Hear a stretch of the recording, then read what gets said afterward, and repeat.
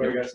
I mean, what have you thought during this stretch with all these lopsided wins about the ability to just stop teams from making a run? Like you see it so often in the NBA, a team gets a big lead and then gets stopped. It seems like every time a team during this run like starts to chip away, you guys just push them right back.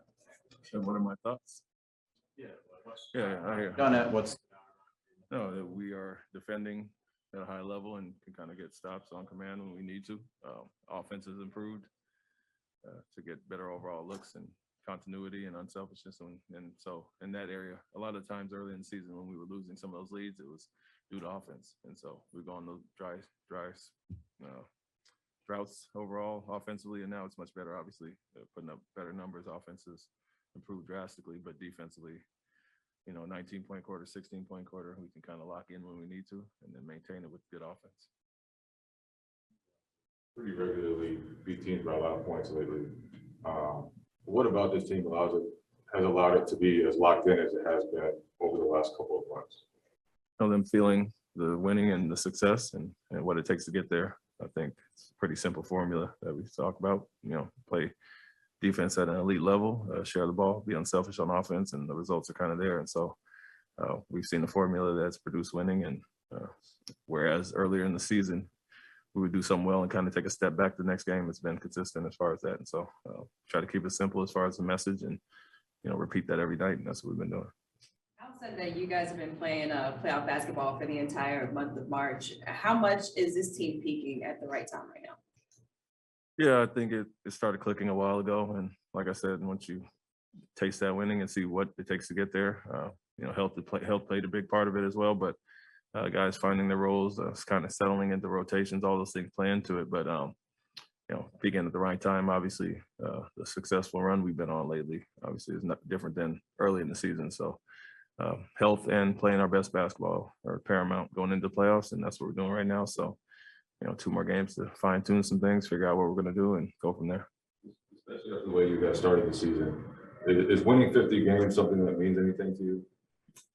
Yeah, I mean, when you take it into that context of how poorly we started or the games we gave away early, it means something. But, when I signed on here, it's pretty much a given that we were going to win 50 games. That's the expectation. So as far as that, not surprised, but because of the way we started going on the run we have second half or so, it's a good thing to get back to where we expected to be. Fast break from Chicago in that second quarter, Daniel and Payne were kind of talking it out. You call it timeout and talked it out with both of them. It was like, how are you kind of catching those runs opponents are going on and, stopping the momentum against you in those kind of spots? And what happened right there? Yeah, just lack of communication on that one.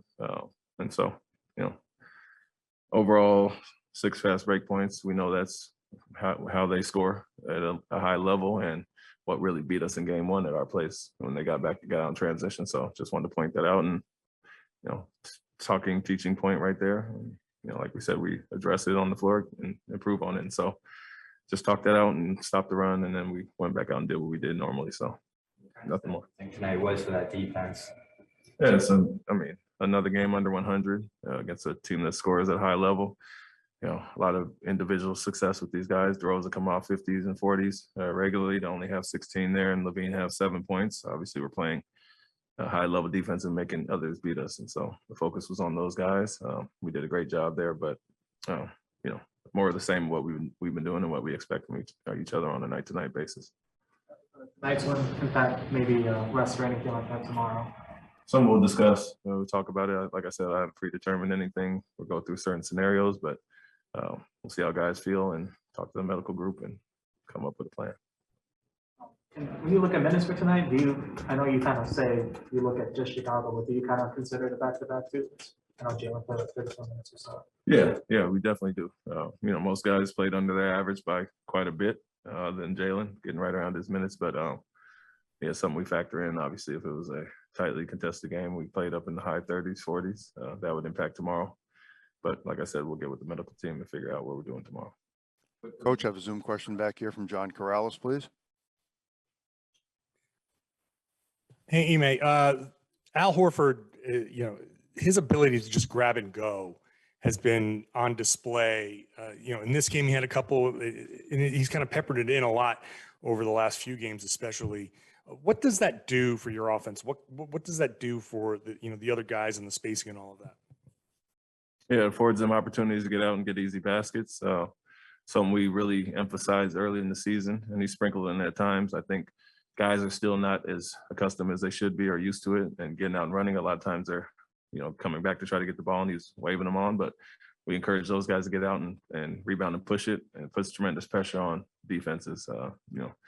We had a lot of success in teams that have Draymond Green stand out and Bam Adebayo. We had them at the Olympics, and we encourage that as well. And just another way to get kicked to start the fast break and get some easy opportunities, and Al does that pretty naturally. Thank you. Good, thank you.